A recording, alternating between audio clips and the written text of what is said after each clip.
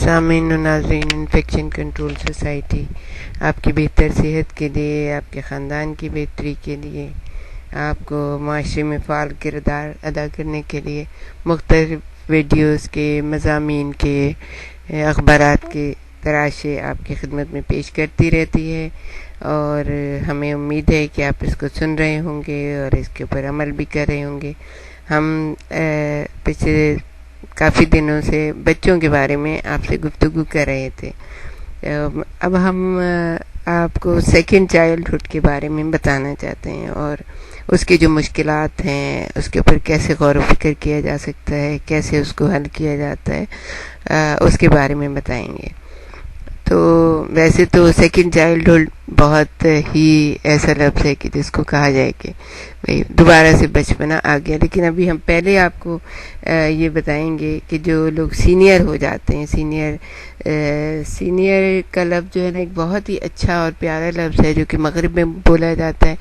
ہمارے ہاں تو جیسے ہمارے جیسے ملکوں میں تو اس کو بوڑھا کہنے لگتے ہیں، ضعیف کہنے لگتے ہیں، بس اس کی اب عمر ایسی ہے کہ وہ چارپائی پہ بیٹھا رہے، کھانستا رہے۔ تو اور وہ عمر جو ہے ہمارے یہاں 40-45 سال سے، 45 سال کی عمر سے شروع ہو جاتی ہے۔ لوگ سمجھتے ہیں او بس اب تو یہ بوڑھا ہو گیا، ایسی کوئی بات نہیں ہے۔ مغرب کا یہ لفظ مجھے بہت پسند ہے کہ جس میں ان کو سینئر کہا جانے لگتا ہے، اور وہ سینئر کی عمر بھی جو ہے نا 65 سال سے شروع ہوتی ہے، کہ جب جو ہے انسان کو یہ سمجھا جاتا ہے کہ یہ بہت تجربے کار ہے، یہ صاحب رائے ہے، اس نے دنیا کے زمانے کے جو ہے نا گرم و سرد دیکھے ہوئے ہیں، عمر رسیدہ ہے، اور یہ کہ اسے جو کچھ بھی پوچھیں وہ پورے لیکچر اور پورے مہینوں اور سالوں کے تجربات ایک دو لفظوں میں یا ایک دو جملوں میں بتا سکتا ہے۔ اب ہمیں دیکھنا یہ ہے کہ اس سال خردہ شخصیت کے دماغ میں جو اس کی حیاتیاتی حیثیت کیا ہے، یعنی عمر کے ساتھ دماغ کے فعال عصبانیات گھٹتے جاتے ہیں، یا جن کو ہم کہتے ہیں نیورون، وہ عصبی نوٹس ہیں جن سے مغز کی تشکیل ہوتی ہے، یہی دماغ کی اہلیت کے ذمہ دار ہیں، اور ان نیورون کی قلت کے سبب سے ذہنی افعال بڑھاپے کے زمانے میں اس قدر اچھی نہیں رہتی جس قدر عید شباب میں رہتے ہیں۔ دماغ کا خصوصاً جو حصہ پیغامات وصول کرتا ہے وہ کافی قلیل ہو جاتا ہے، کمزور ہو جاتا ہے، جس کے سبب سے درآمد ہونے والی اطلاعات مغز میں یعنی دماغ میں بہت آہستہ داخل ہوتی ہیں، اور پھر بھی نامکمل رہتی ہیں، کہ ان لوگوں کو بات اس طرح سے سمجھ میں نہیں آتی جس طرح کہ ان کو بالکل جوانی کی عمر میں سمجھ میں آ جاتی ہے۔ بات پوری طرح نہ قبول ہوتی ہے نہ دماغ میں بیٹھتی ہے، اور جب تیزی سے کوئی بات ہو تو یہ لوگ تیزی سے نہ بات سمجھ سکتے ہیں نہ اس پر عمل کرتے ہیں، بلکہ حیران ہو کر رہ جاتے ہیں کہ عمل اور خیال کی تیز رفتاری باقی نہیں رہتی۔ سوچنے کے ساتھ کسی بات کا تصور کرنا اور خیالی ہیولہ بنانا اور بھی مشکل ہو جاتا ہے۔ اس قصور دماغی کے سبب سے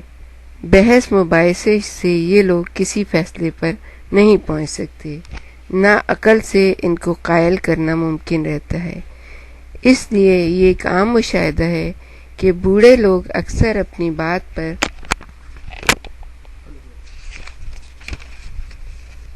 اڑ جاتے ہیں اور اپنے آپ کو تبدیل نہیں کر سکتے۔ ان کی اس راسخ الاعتقادی یا فولادی خصلت نے اکثر تاریخ کا دھارا بھی موڑ دیا ہے۔ صحیح طور پر یہ کہا جاتا ہے کہ بوڑھے لوگوں کو کسی فیصلے پر پہنچنے کے لیے ان لوگوں کی بنسبت جوان سے عمر میں چھوٹے ہوتے ہیں، یعنی کہ جو جوان لوگ جس فیصلے پر پہنچ جاتے ہیں اسے جیسے چھوٹی عمر کے لوگ ہوتے ہیں تو بوڑھے لوگ اسی طرح کے ہو جاتے ہیں۔ زیادہ معلومات، زیادہ اعداد و شمار اور زیادہ وقت کی ان کو ضرورت ہوتی ہے۔ جب ان لوگوں کو کسی اجنبی صورتحال سے یا کسی نئی اجنبی شخص سے واسطہ پڑتا ہے تو فوری طور پر یہ لوگ یا تو کوئی صحیح فیصلہ نہیں کر سکتے یا پھر اپنی پرانی عادت کے مطابق ایک ہی طرح کی گھسائی باتیں کرتے ہیں جو اکثر نئی صورتحال کے لیے مناسب نہیں ہوتی۔ یہ لوگ اپنی پرانی رائے اور خیالات سے ایک طرح جڑے ہوئے ہوتے ہیں اور ان کا پیچھا نہیں چھوڑ رہے اور منطقی طور پر صحیح بات کرنے اور سمجھنے سے قاصر ہوتے ہیں۔ ان لوگوں میں زمانے کا ساتھ دینے کی اہلیت کم ہو جاتی ہے۔ یہ کہا جاتا ہے کہ یہ اپنی صبح اور شام عادتاً گزارتے ہیں جس میں کسی بات کو عقل کی سیکل پر آزمانے کا سوال ہی پیدا نہیں ہوتا ہے۔ ہمارے ساتھ ہی رہیے گا، ہم آپ کو اچھی اچھی باتیں بتائیں گے کہ جس طرح سے یہ زندگی بہت اچھے طریقے سے گزاری جا سکتی۔